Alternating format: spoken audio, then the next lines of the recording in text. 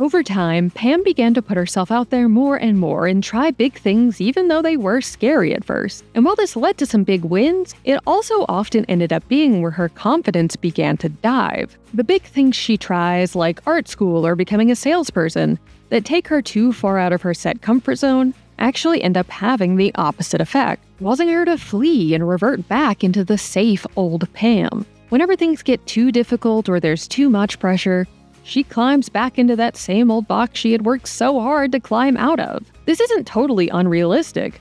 Plenty of people make a big move to try something new, only to realize they might have pushed themselves a bit too far too fast. But this does over time become a problem for Pam because it turns into a continual pattern of backsliding. Instead of hitting a wall and then deciding to try a new direction or related but different option, she pretty much always makes the choice to turn right back around to what she was doing before.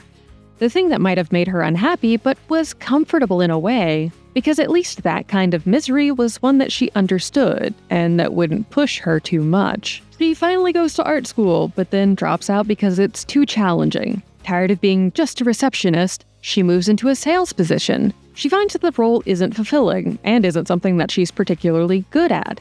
But instead of actually stopping to take stock of her life and what she actually wants to do with it, she takes the first opportunity she finds to essentially revert back into her old role, though at least now with a new title and the feeling of a bit more prestige. While receding back into her comfort zone may feel safe at first, it never really leads to her feeling happier. There's nothing wrong with trying new things and failing, or trying new things and deciding that you don't like them and you want to go back to what you were doing before. But Pam always seems to roll back any forward momentum she gets.